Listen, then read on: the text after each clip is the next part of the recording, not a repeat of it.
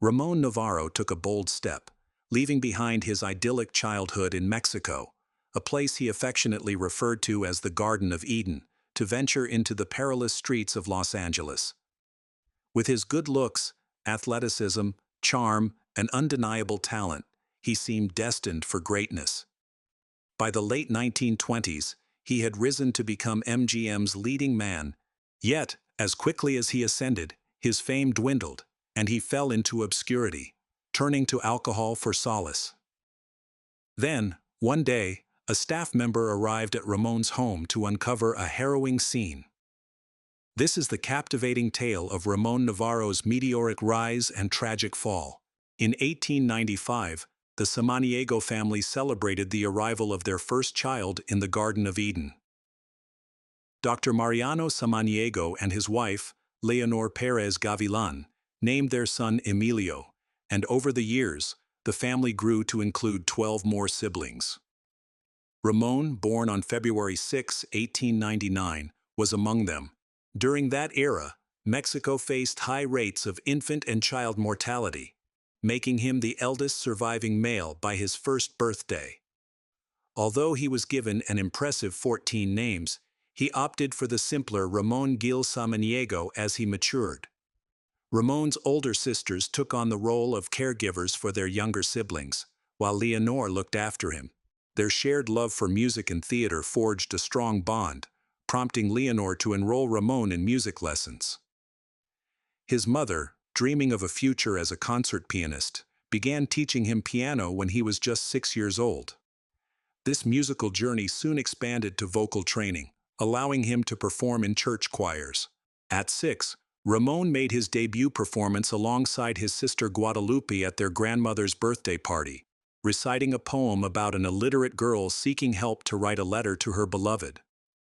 The applause fueled his passion, leading him to host puppet shows in a marionette theater gifted by his mother on his 8th birthday. In the Samaniego household, religious devotion and family ties were inseparable. Each night, the children knelt for their mother's blessing, a Catholic ritual that elevated parents to a saintly status. These nightly rituals instilled a profound sense of Catholic guilt in Ramon. Herbert Howe, who would later become Ramon's publicist and romantic partner, remarked on the family's emotional distance. Compliments were scarce, and gratitude was typically directed only toward God. The tranquil life of the Samaniego family in their own little paradise came crashing down in the early 1910s. This decade wasn't kind to them, marked by 2 major setbacks. Dr. Samaniego, still in his early 40s, began suffering from facial neuralgia, which caused sudden, excruciating pain on the right side of his face. His surgeries led to the removal of some facial nerves, ultimately resulting in significant damage to his optical nerves. This unfortunate turn of events forced him to abandon his dental practice and pivot to teaching English at the Institute of Z. However, the loss of his dental income hit the family hard financially. With Ramon, the eldest child, just entering his teenage years, he was too young to lend any monetary support. The year 1910 also ignited the Mexican Revolution, sparked by the controversial defeat of landowner Francisco I. Madero in the presidential elections that summer. After fleeing to the United States, Madero initiated a rebellion against Porfirio Díaz's regime, which eventually crumbled months later. Even after Díaz resigned and fled to Paris, the chaos continued, with various factions battling for control. By May 1911, bandits and rebels, mostly dispossessed peasants, began attacking the town. As members of the urban upper class, the Samaniegos were in serious danger and decided to flee to Mexico City, which had regained some stability.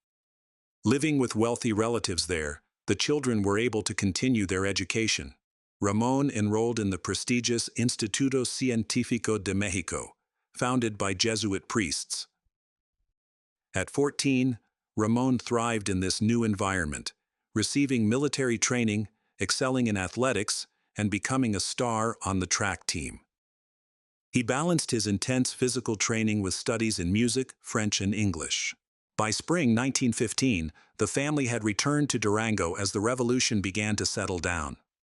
Now 16, Ramon had transformed into a rebellious young man. However, inspired by his sisters, who chose the path of nuns, he began to consider a religious life. Looking back on this time, he humorously recalled his youthful desire to die a martyr and be canonized. He adopted a strict regimen of fasting, slept on the floor without blankets, took on servant chores, woke up at 5 a.m., and maintained a humble demeanor, keeping his eyes lowered as a sign of devotion. This pious behavior drew the ridicule of local kids, who would tease him with a song about Maria whenever they spotted him, mocking his overly zealous religious attitude. However, his dreams of martyrdom quickly faded when he discovered a newfound love for opera. His aspirations for the priesthood took a back seat after he stumbled upon an old advertisement for a Mexican opera featuring Enrico Caruso and Geraldine Ferrar in Manon. He was also captivated by the then incomplete Palacio de Bellas Artes during his time in the capital. Recalling his impressions for Screenland magazine in 1929, he described Mexico City's opera house as a stunning temple of music, rivaling the grandeur of the Paris Opera. The lavish costumes, impressive sets, and the glamorous world of opera pulled him away from the austere life he had considered in a monastery. He later mused that perhaps it was temptation at play, admitting he still wasn't entirely sure it wasn't. In September 1916, 17-year-old Ramon and his brother Mariano boarded a train heading north to Texas. Their journey took an unexpected turn when the train stopped in the small town of Escalon due to a destroyed bridge ahead. Soon after, they discovered that the bridge to Durango had also collapsed. For 2 days, they survived on dry tortillas, beans, and questionable water, while Ramon anxiously worried about the possibility of a raid by the notorious rebel leader Pancho Villa, which he feared could lead to a gruesome fate, definitely not ideal for someone dreaming of a music career. Just when hope seemed lost, a train from Torreon arrived, bringing workers to repair the bridge. However, doubting the quality of the repairs, Ramon opted to trek back to Durango on foot with Mariano. Upon their return, Leonor interpreted the bridge's collapse as a sign from above, suggesting they should remain home. Ramon, however, countered that perhaps it was merely a test of their resolve. Determined to prove to both God and his mother that his destiny lay to the north, Ramon set off again, this time with $100 in gold coins. Mariano and a friend, traveling through Monterrey and Piedras Negras. After navigating immigration procedures that included a physical examination, a bath, and disinfection, they safely reached Eagle Pass, Texas. They then headed to El Paso to reconnect with relatives, but without informing their parents, the brothers ventured further west, as Ramon was intent on pursuing his show business dreams in Los Angeles. The family wasn't exactly thrilled about Ramon and Mariano's new direction, but the updates from Los Angeles changed their perspective. It was time to leave behind their familiar comforts and embrace the wild energy of a young, vibrant Los Angeles. In the fall of 1917, the Sano family set off to join the brothers. Their train journey from Durango to El Paso was grim, marred by the sight of bodies hanging from telephone poles, a chilling reminder of the violence that plagued northern Mexico. Despite the dangers, they arrived safely in El Paso in November 1917, while Ramon and Mariano had already reached Los Angeles the previous Thanksgiving. Initially, they stayed with their uncle, Dr. Jose Sano, living about 2 miles west of downtown Los Angeles. The brothers remained there until sometime in 1917. The early days in Los Angeles proved financially tough, especially for Ramon, who, despite his parents' disapproval, set aside his opera ambitions to pursue a career in film. Upon arrival, getting into the movie studios was relatively easy due to lax security, but landing a job was another story altogether. Ramon, with his dark hair and striking brown eyes, faced fierce competition for roles. He remembered feeling disheartened, almost losing hope. However, he finally caught a break with a minor role as an extra, which gave him a glimmer of optimism, only for him to soon realize that the struggle was far from over. Months passed before another opportunity arose, and he found himself back in financial hardship. When work did come, it often meant grueling hours on set, from dawn until dusk, without overtime pay. Despite these challenges and the slim chances of being cast in bigger roles, Ramon viewed this as his gateway into the industry. His on-screen debut came in the 1917 film The Jaguar's Claws, where he played a Mexican bandit in a scene shot in the Mojave Desert.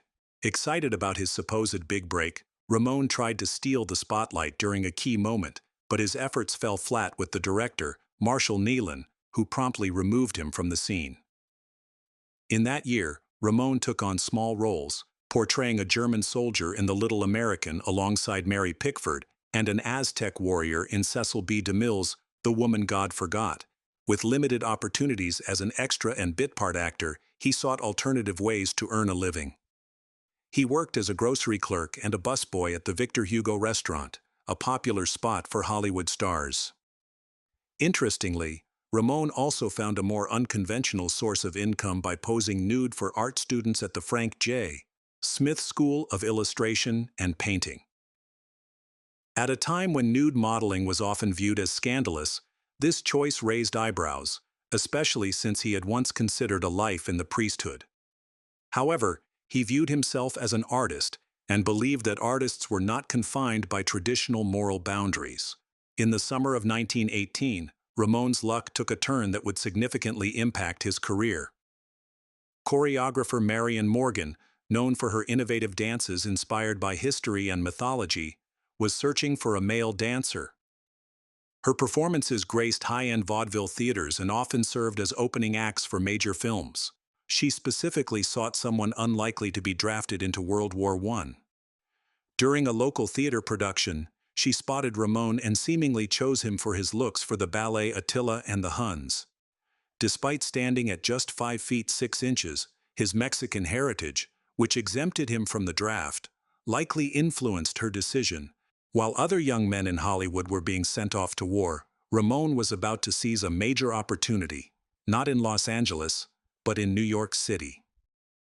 By August, Ramon had left his family home for New York to begin rehearsals for Attila. Without any income from the rehearsals, he took a night job at the Horn and Hardart Automat on Broadway, earning $1.6 per shift as a pastry boy. Juggling his dreams of show business with the need to pay the bills left him physically drained and with sore feet, which affected his dance rehearsals. This struggle led to his initial dismissal, but he was quickly rehired after his replacement performed even worse. Ramon's resilience shone through, and by early autumn, he joined the Attila and the Huns ensemble for a tour across the Orpheum Theater circuit in the northern United States and Canada. Doris Perdue, a slender brunette and one of Ramon's regular dance partners, developed romantic feelings for him. However, Ramon's heart lay elsewhere. Under Emperor Maximilian's rule, the Code of Napoleon had decriminalized same-sex relationships in Mexico, but societal views remained largely unchanged. Effeminate men often faced police harassment, and accusations of homosexuality could still lead to imprisonment, regardless of the law. Many Mexicans were either unaware of or indifferent to the legality of same-sex relationships. While Los Angeles wasn't as overtly hostile towards homosexuals as Mexico, it still wasn't a friendly environment. Ramon needed time to fully understand and embrace his own sexuality, aware that few others would truly comprehend his journey. As Ramon tirelessly pursued his dreams in New York, disaster struck his family back in Los Angeles, threatening their future. One evening, while enjoying dinner with her family, 11-year-old Carmen accidentally left a candle burning in the attic. This small oversight ignited a devastating fire that engulfed their home. The Samaniego family rushed to salvage their possessions, but as the flames spread rapidly, they could only watch in despair as their memories turned to ash. Firefighters eventually extinguished the blaze, but the damage was extensive. Water from the hoses ruined many belongings, and looters took advantage of the chaos. With no place to call home, the Samaniegos chose to stay in Los Angeles, leaning on Dr. Sano's brother and the local Mexican community for support as they began to rebuild their lives. Meanwhile, Ramon returned to Los Angeles, eager to build on his recent success. By late 1920, he landed a role in Goldwyn's Mr. Barnes of New York, where he played the character Antonio Poli, a young man who meets a tragic end in a duel. Although it was a minor role, it was crucial to the film's revenge plot. However, any hopes Ramon had for instant fame faded when Goldwyn postponed the film's release. Likely due to an overflow of projects at the studio, by the summer of 1921, Ramon's luck turned around when he secured a part in Omar Khayyam. The female lead, 18-year-old Kathleen Key, had recently won a beauty contest, while the male lead was cast after director Ferdinand P. Earle's son came knocking at the door. In addition to acting, Ramon took on the responsibility of choreographing the film's dance sequences. Years later, he recalled how director Earle initially thought he was lacking in talent. Yet Earle persevered with the production. After filming wrapped, producer Theodore Arms took several reels without Earle's permission, criticized the film for being too artistic given its $65,000 budget, which was standard for the time, and edited it without Earle's involvement. This prompted Earle to seek legal action to block its release. Ramon later expressed disappointment that such a beautiful film might never see the light of day. In September 1922, more than a year after filming, a truncated version of the movie was shown. This experience opened Ramon's eyes to the potential pitfalls of filmmaking and how a project could easily derail. Luckily, his next role in The Prisoner of Zenda brought him much more recognition. Set in the enchanting land of Ruritania, the story weaves together themes of love, betrayal, courage, greed, mistaken identities, and thrilling sword fights. While making The Conquering Power in 1921, director Rex Ingram reportedly noticed Ramon among the extras and saw him as a potential replacement for the increasingly demanding Rudolph Valentino. Ingram supposedly aimed to make Ramon a star to teach Valentino a lesson about his own replaceability. However, years later, Ramon dismissed this tale as mere studio hype, clarifying that it was typical publicity nonsense. This marked a significant turning point for Ramon Novarro. With The Prisoner of Zenda emerging as a major release in 1922, Ramon seized the opportunity to carve out his niche as a leading man. Under the guidance of his mentor Ingram, he understood that failure could shut doors for him, but he found steadfast support from both the director and the lead actress.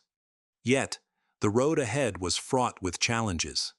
Ingram aimed to mold Novarro into a Valentino clone, even meticulously measuring the part in his hair to mirror the iconic star's look. Zenda resonated well with both critics and audiences, paving the way for new opportunities. During production, Ingram and his leading lady, Alice Terry, kindled a romance that culminated in a secret wedding one morning before returning to the set, effectively turning their work into a honeymoon. Meanwhile, Ramon forged a close friendship with Beryl Lazar, a prominent vamp of the silent film era. Just over a month after finishing Zenda, filming began for Ingram's Black Orchids, a reimagining of his earlier work, Grant White. Ingram noted that the original film had been murdered by the studio for being too risque, vowing to double the eroticism in this new project. Ramon took on dual roles as Yvonne de Maupin, the object of desire I, a suitor in a subplot. While his performance might not seem subtle by today's standards, it was notably more restrained compared to Valentino's, often conveying mischief rather than menace, which added a lighter flair to his character. Upon its debut at New York's Astor Theater, Trifling Woman, the eventual title for Black Orchids, despite Ingram's protests, received mixed reviews. The New York Times praised Ramon's portrayal of the romantic lead, yet other critics felt his performance fell short. Opinions on Ingram's direction were similarly split. Some recognized his unique vision, while others were less impressed. Filmmaker Michael Powell, a brilliant director in his own right, offered a more favorable view, describing the film's atmosphere as moonlight on tiger skins and blood dripping onto white faces, with sinister elements driving the plot forward. The film minimized intertitles, instead relying on its rich Gothic ambiance to convey emotion. Harrison deemed it a masterpiece, even as doubts lingered about Novarro's star potential. Although Trifling Woman didn't reach the blockbuster heights that Metro and Ingram had anticipated, some industry insiders began to see the promise in Ingram's protégé. Novarro revealed that Samuel Goldwyn hailed his work in The Prisoner of Zenda as the finest thing he had seen, leading to a lucrative 2-year contract worth $2,500 a week. Throughout this time, Novarro's personal life remained discreet. He kept his relationship with publicist Herbert Howe under wraps, and few suspected his sexuality. Studio executives, however, were often more astute about the private lives of their stars, yet with Novarro proving to be a box office draw, they worked hard to keep any scandals hidden. Driven by his ambition to succeed in film, he sought not only personal achievement, but also a way to ease his family's financial struggles. His hard work began to bear fruit with his upcoming project alongside Ingram, an ambitious adaptation of Raphael Sabatini's 1921 novel Scaramouche, a romance of the French Revolution. Although production was set to kick off on St. Patrick's Day, 1923, festivities reportedly delayed the start, as the Dublin-born Ingram indulged in 10 days of celebrations. What was supposed to wrap by midsummer extended into September, resulting in a hefty $858,000 cost that raised eyebrows at Metro, leading to worries about whether the film would recoup its expenses. By the end of that year, however, Scaramouche had earned a commendable 6th place in Film Daily's annual critics poll. When it premiered in February 1924, it became a significant box office hit.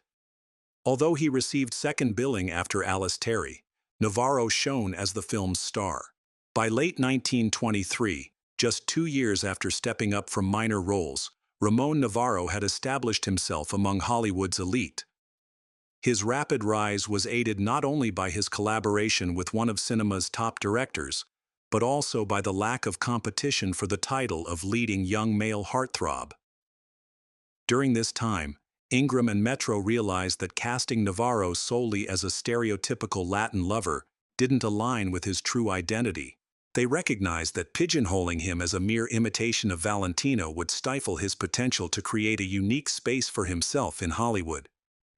From this point forward, Novarro began shaping his own on-screen persona. As his fame soared, the public grew increasingly intrigued by his personal life. While the studio perpetuated the Hollywood fantasy by circulating rumors of romantic involvements with female stars, which were promptly denied, the truth was that Novarro was not married. Novarro preferred to keep his private life away from the spotlight, valuing his time with family at their home on Constant Street. Interestingly, his strong religious beliefs coexisted with his acceptance of his sexuality and unconventional views, enabling him to maintain a discreet yet fulfilling relationship with Howe. Novarro's next project with Ingram was The Arab, filmed in North Africa, during a period of tension between directors and studio heads, which strained Ingram's mental health. After returning to the U.S. in early 1924, the pressures of Hollywood led him to a nervous breakdown, prompting him to step back from the film industry and spend significant time in New York. Despite his exit, Ingram remained celebrated as one of Hollywood's finest directors, earning respect from silent film enthusiasts even today. Under Ingram's mentorship, Novarro had blossomed through 5 films, rising from obscurity to fame. However, with Ingram's departure from Hollywood, Novarro faced an uncertain future. He now had to navigate the shifting landscape of the industry and its politics without his trusted mentor. This transition not only represented a professional challenge for Novarro, but also a personal loss, as their friendship had been close. Some have speculated about a deeper relationship between them, but no definitive evidence of romance has ever surfaced. Novarro didn't linger on his worries for long. A major career milestone was just around the corner. Before The Prisoner of Zenda even premiered, some Hollywood insiders had already pegged him as the perfect choice for the lead in Ben-Hur. With Ingram no longer involved, it seemed like Novarro's shot at the lead role had slipped away. In a surprising twist, Goldwyn opted for the wholesome, athletic George Walsh instead of Novarro for the enigmatic character of Ben-Hur. As the situation spiraled, Goldwyn made a bold move by firing both the director and the lead actor, opting to start fresh with a new team. Then, on a Sunday in early June 1924, Novarro received a life-changing phone call from Irving Thalberg during lunch at the studio. He had been selected to play Ben-Hur. This news took Novarro by surprise, even though there had been whispers about significant changes to save the troubled film. Thalberg had two requests. First, he wanted Novarro to audition for the role immediately, but Novarro confidently suggested that Thalberg watch his performance in Where the Pavement Ends instead. Thalberg agreed. The second request involved Novarro temporarily suspending his studio contract, which meant no pay increase for Ben-Hur and covering his own expenses while filming overseas. Novarro accepted, but only if Herbert Howe could join him for public relations duties. Transitioning from shock to excitement, Novarro couldn't wait to share the thrilling news with Howe about their upcoming adventure in Italy. The very next day, a chauffeur whisked Novarro away to the Pasadena train station, where he began his covert journey to Europe. By then, Ben-Hur had morphed into a daunting beast, ready to overwhelm anyone involved in the production. As filming progressed under Fred Niblow's direction, Ben Reeves, known for his work on B-westerns and his equestrian skills, was brought in to oversee the preparations for the legendary chariot race. However, major hurdles remained, particularly due to the poor condition of the track. During one intense scene, Novarro miscalculated and crashed his chariot, which was then overturned by a herd of horses. Onlookers feared the worst, but he miraculously emerged unscathed. Frustration began to mount for Novarro, who was already unhappy with the slow pace of production and felt he was being treated unfairly by director Niblo and the crew. Before tackling the perilous chariot scenes, Novarro had already faced another risky stunt. In this sequence, he and his future Roman ally, Quintus Arrius, clung to a piece of wreckage at sea. Dressed only in minimal attire, Novarro and 75-year-old Frank Currier braved the frigid Mediterranean waters for 3 days. Although stand-ins were meant to take their place during setup and wide-angle shots, they called for help after just 20 minutes in the icy water. To make matters worse, Novarro was suffering from poisoning due to the toxic makeup used on set.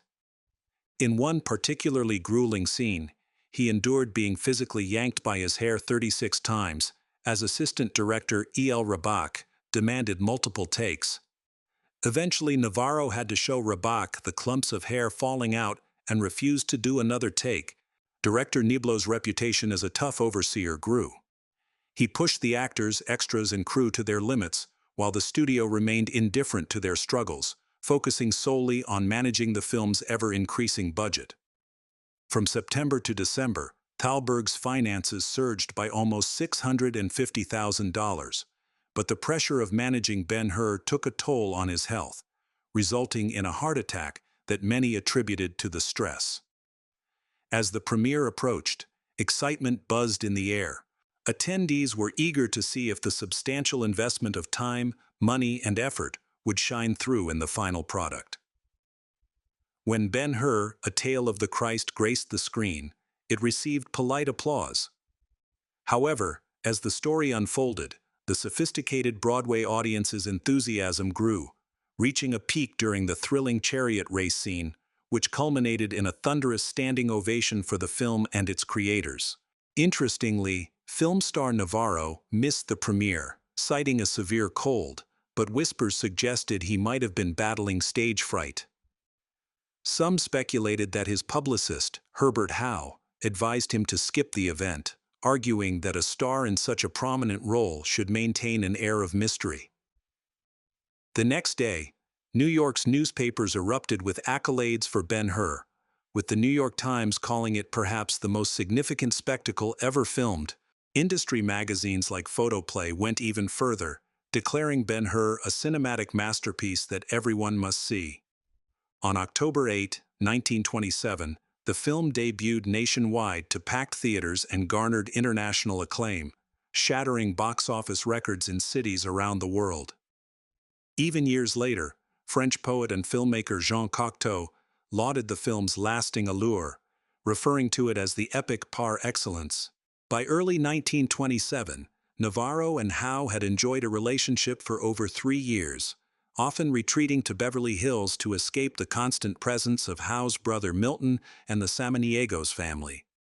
While Howe officially served as Novarro's publicist, he wielded considerable power in the industry.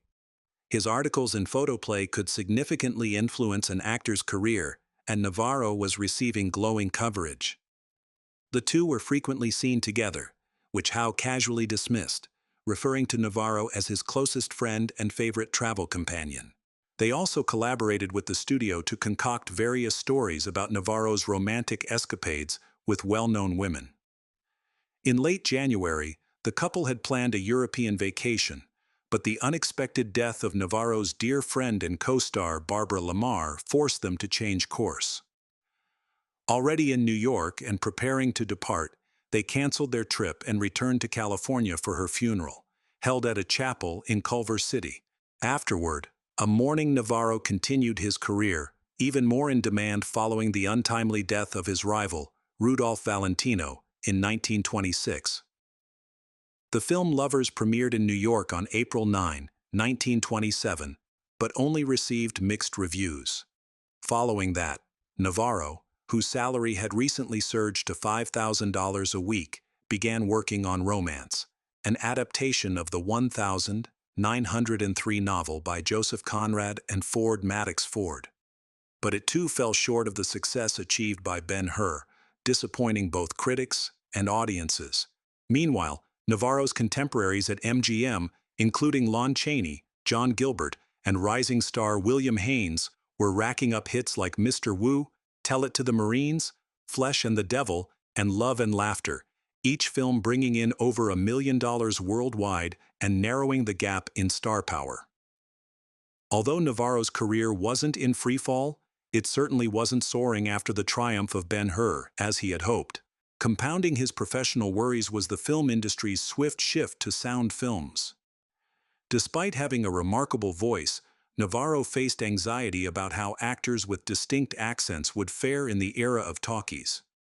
His personal life also took a hit when he ended his secret relationship with Howe in 1928, prompting a bitter Howe to change his tone in articles about Novarro, even describing him as a theater with the lights out off-screen.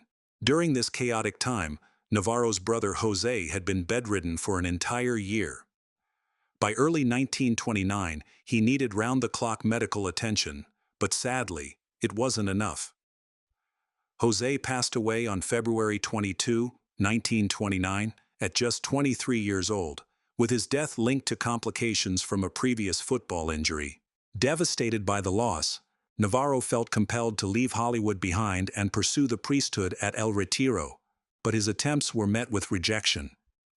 Given his recent role as a barely clothed Jewish movie idol, which caused quite a stir among female audiences, it wasn't surprising that the clergymen weren't eager to welcome him into their ranks. Despite his personal tragedy, Novarro experienced a career revival on February 9, 1929, with the release of The Flying Fleet, originally titled Gold Braids. This film earned him the highest accolades he'd received since his work in Ben-Hur. Still, instead of riding the wave of success, he chose to defy his studio and fans by pursuing a long-held dream of performing on the opera stage in Europe. People warned him he was jeopardizing his acting career, but he was resolute in his desire to make it as a singer there. Unfortunately, his European venture turned into a disaster. He ended up failing to make his anticipated debut. To make matters worse, he was constantly besieged by the pressures of fame. With the lure of the priesthood and the operatic stage just out of reach, Novarro sought solace in alcohol. It's unclear exactly when his casual drinking crossed the line into dependency, but it likely began during this turbulent phase. Known for his fondness for a drink, he once humorously noted in a column that he was quite skilled at mixing cocktails. As Novarro navigated the twists and turns of his personal and professional life, his social calendar became increasingly full, likely contributing to his rising alcohol intake. While there were times he achieved sobriety, particularly when diving into new projects, alcohol remained a significant challenge for him throughout his life. MGM's strategy to ease him into sound films saw him cast in Devil May Care, where his vocal talents could shine. His singing had previously been well received in The Pagan.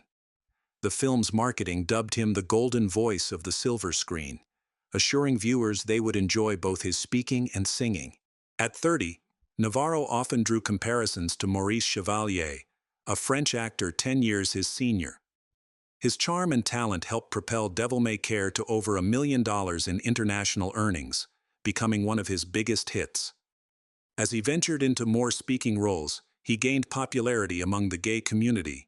To deflect any speculation about his personal life, he frequently appeared alongside female companions like Elsie Janis or Alice Terry, who helped maintain the facade during his public outings. At the close of 1930, Ramon Novarro made his return to MGM, stepping into the spotlight for a film adaptation of Arthur Schnitzler's dark novel Daybreak. Originally, the project aimed to be a musical featuring compositions by Oscar Strauss. However, as musical films began to fall out of favor, the decision was made to strip the movie of all its songs. Unfortunately, Daybreak flopped at the box office, facing harsh criticism.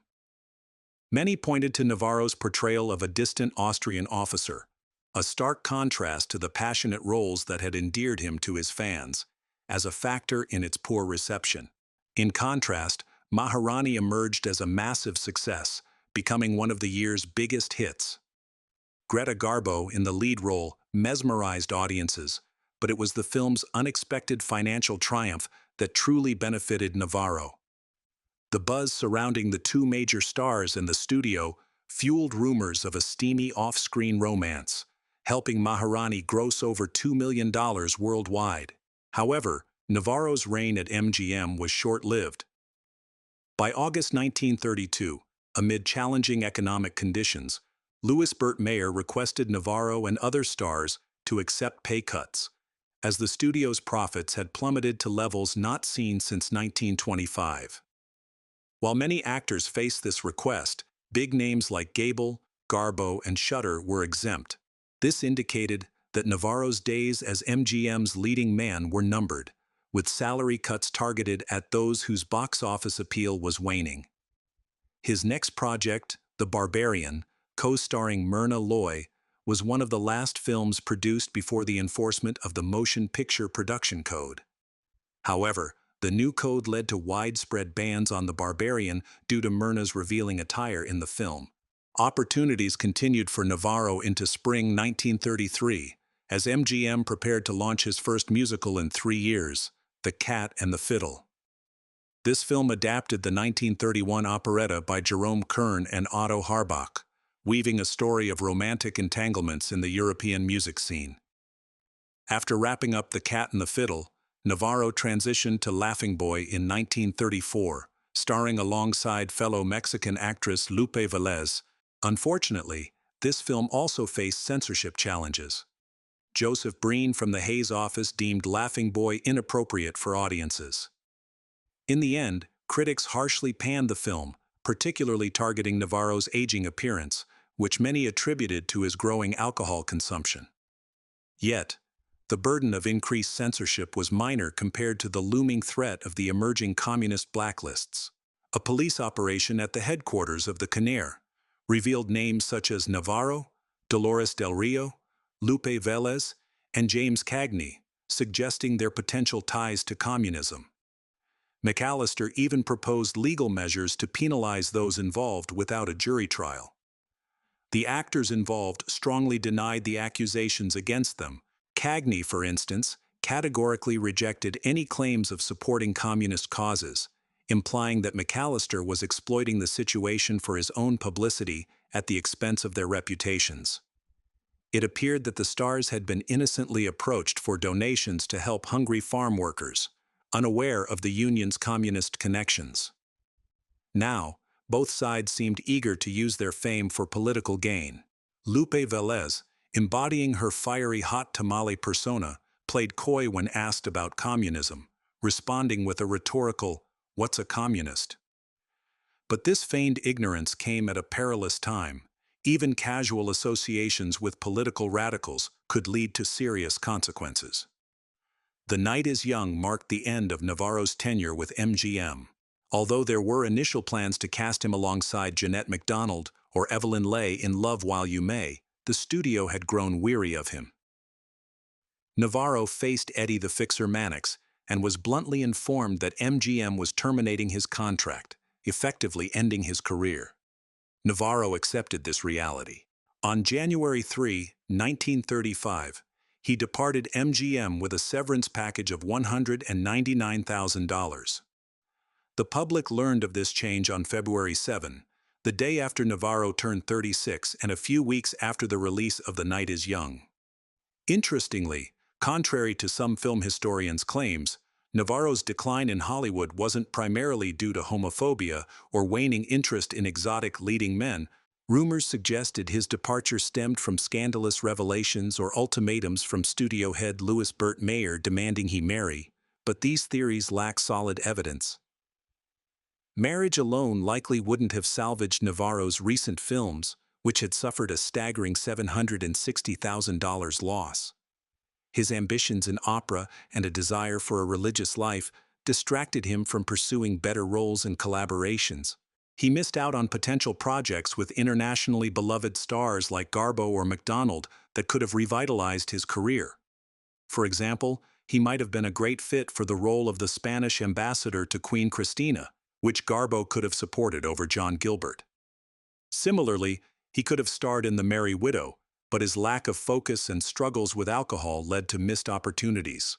Mayer and Thalberg's puzzling casting choices also hindered Novarro's career, often placing him in ill-suited roles.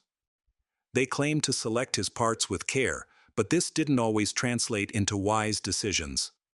For instance, A Certain Young Man was a poor follow-up to Ben-Hur, and disappointing films like Huddle, The Mahari, and Laughing Boy followed The Cat and the Fiddle. Projects such as Daughter of the Sun and Son of India further eroded Novarro's appeal both at home and abroad.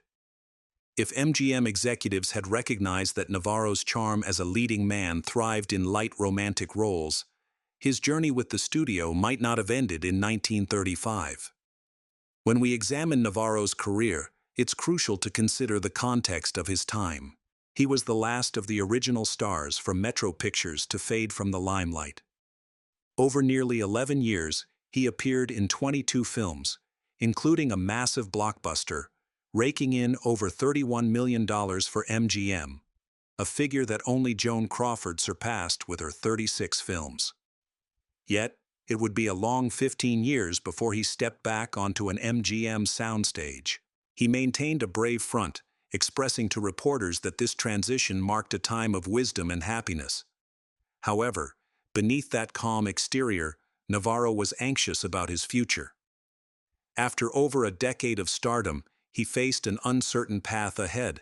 Although he was financially secure and had fewer responsibilities towards his now adult siblings, he felt the absence of the steady income MGM had provided. The stark truth was that his star was fading. At 36, he found himself on the fringes of Hollywood success. Calls from friends and film offers had dried up, and the few roles available didn't appeal to him.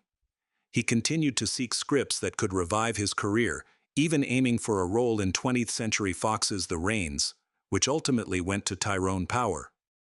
While Hollywood's interest in him waned, regional theaters were eager to hire him, offering a weekly salary of $200, much less than his MGM days, but comparable to what theatrical icons like Ethel Barrymore and Ina Claire earned. Although he found work in a summer stock theater, this supposed period of wisdom and happiness didn't curb his drinking. Novarro often drove under the influence, resulting in several car accidents.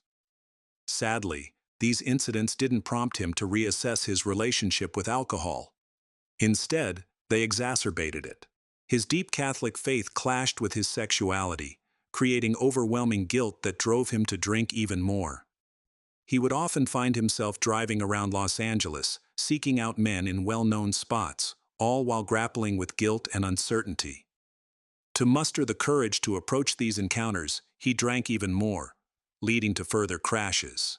The most severe of these accidents required an emergency intervention from a doctor who just happened to be nearby. In a letter, Novarro recounted how the doctor saved his life by pulling him from the wreckage, administering alcohol both orally and via injection, and dislodging his tongue, all quick-thinking actions that he credited with his survival. The accident left him in the hospital for 2.5 weeks, nursing a concussion, 2 broken ribs, a severely bruised chest, a cut on his chin, and a dislocated ankle that needed 6 weeks in a cast. Interestingly, Novarro seemed more concerned about his own well-being than that of the other driver, who was also injured. This man, known for his generosity, displayed a troubling self-centeredness when it came to avoiding blame. Despite facing legal troubles and the disappointment of his family and friends, he struggled to take responsibility for his actions. Authorities repeatedly found him guilty of reckless driving, and his family felt deep shame over his drunk driving arrests. Novarro recognized the seriousness of his addiction and his struggle to overcome it. This cycle of guilt over his sexuality and drinking habits created a repetitive loop of devout abstinence, followed by relapses into alcohol and sexual encounters. In the early 1940s, he became involved with a much younger man, Don Atkins, and generously provided him with a house in Hollywood. Don later remarked that by this time, Novarro resembled a more compassionate male version of Norma Desmond from Sunset Boulevard. Atkins shared a story from October 1941, recalling a night when Novarro found himself too drunk to drive and ended up spending the night in jail. After contacting his lawyer, he managed to secure his release by posting a $50 bail. One particularly humiliating moment occurred in London when he was laughed off the stage during the opening of The Prisoner of Zenda. By the 1950s, Novarro began to embrace a life of solitude. This shift from his previously vibrant social life, combined with his frequent interactions with clergy at the Pala Assistencia and visits to Catholic retreats, sparked rumors that he might be considering a monastic lifestyle. However, his aspirations never came to fruition, partly because he was now deemed too old to join any religious order. In his early 50s, Novarro's youthful charm had faded, and he struggled to connect with a younger generation that barely remembered his heyday. The allure he once held for young men had diminished, leading to a life where his only sexual encounters were transactional. Despite his reckless behavior, which included driving drunk around Hollywood in search of companionship, he managed to evade major public scandals, perhaps through sheer luck. Novarro wasn't entirely ready to abandon his career. During this period, he enlisted the help of the infamous beauty guru Madame Sylvia, who would later publish a scandalous autobiography revealing secrets about various movie stars. Among her claims about Novarro was the bizarre notion that he slept in a coffin, a replica of one he had seen in the Vatican. Whether there was any truth to this is unclear, but it wouldn't be surprising if he owned one. Madame Sylvia's treatments were notorious for being brutal. She would literally squeeze the fat off her clients, often finishing with a minor beating. Despite the questionable methods, Novarro did manage to land one last role in Heller in Pink Tights. Although the Los Angeles Times announced a potential role opposite Salmoneo in a remake of The Pagans in 1959, that project, along with several others, ultimately fell through due to production issues or disputes over Novarro's salary. As his acting career dwindled, Novarro's battle with alcohol continued. In May 1960, he faced 2 arrests for drunk driving within just 2 days. His trial in June resulted in a deadlock on the misdemeanor charge, but he still received a $250 fine for driving under the influence of non-narcotic substances. On February 20, 1962, nearly 2 years after his last drunk driving arrest, and just 2 weeks after turning 63, Novarro was involved in a serious car accident. He ran a red light in Sun Valley, crashing into another vehicle. He was arrested for the fourth time in over 3 years. During this incident, he reportedly told the officers that he was old and wanted to die, a statement that drew significant media attention. Despite his long-gone fame, Novarro received an unexpected wave of sympathy from around the world. Letters and telegrams poured in from as far away as Ghana and Pakistan, with some urging him not to give up on life. Joan Crawford reached out to offer her support during his difficult times. One fan made a heartfelt request. If Novarro was still contemplating death, she asked him to call her to collect and sing Pagan Love Song one last time. By this time, Novarro's health had deteriorated significantly, with diagnoses of cirrhosis of the liver and a blood clotting disorder, likely a result of years of alcohol abuse, leaving him with visible bruises on his skin. In January 1963, after years of smoking, he faced serious health issues, including empyema and heart problems, which left him gasping for breath. The looming threat of jail time hung over him like a dark cloud, intensifying his anxiety. He felt like a nervous wreck. Just when things seemed to spiral further, he received devastating news. Herbert Howe, who had briefly returned as his publicist, passed away on October 23, 1966. Howe's health had deteriorated rapidly after a fall, and he succumbed to chronic cardiovascular issues at the age of 66. His death barely made a ripple in the media, a stark contrast to the vibrant career he once enjoyed. A particularly active period emerged in the latter half of 1968, when Novarro, often so drunk his handwriting became nearly unreadable, wrote around 140 checks, typically ranging from $20 to $40. Most of these checks went to a group of so-called gardeners and escorts from a place called Missouri the Best, located on Fountain Avenue in Hollywood. Not every meeting turned sexual. Sometimes, he was too inebriated to engage, opting instead to wander around naked or enjoy non-sexual contact, while his guests watched TV until he eventually dozed off. However, dozing off drunk and naked with nearby strangers posed risks. Generally, his companions seemed trustworthy, but he did experience theft a couple of times, prompting him to stop keeping large sums of cash at home. Occasionally, he would even promise to help younger visitors break into acting, though this was likely a fantasy, as he struggled to re-establish his own career. Despite some encounters turning aggressive, a friend remarked on Novarro's reckless lifestyle, suggesting he had a death wish, a painfully accurate observation. Amid Hollywood's indifference, Novarro maintained a dedicated fan base in England. On October 19, 1968, the Ramon Novarro Film Club celebrated its 500th meeting. Novarro longed to attend the event in London, but was held back by his declining health. Instead, he received a congratulatory call from club members. This milestone came just a year after homosexuality was decriminalized in England, a change that wouldn't occur in California until 1976. In the days that followed, Novarro's routine consisted of attending daily mass, collecting unemployment benefits, tending to his garden, and indulging in heavy drinking. A neighbor noticed that he seemed to drink more as Halloween approached, though the reasons remained unclear, evident in his appearance and demeanor while handing out treats. On October 30, a young man Novarro had never met reached out after a brief conversation about his looks. Novarro invited the young escort over for drinks. The caller promised to arrive with his younger brother around 5:30 p.m. As he prepared for their arrival, Novarro remained blissfully unaware that these would be the last guests he would ever welcome into his home. On the morning of October 31st, Halloween, Edward Weber arrived at work at 3110 Laurel Canyon. He found the iron gates wide open, but the front door locked, prompting him to enter through the kitchen. The living room was a chaotic mess, with furniture overturned and a pair of glasses shattered on the floor.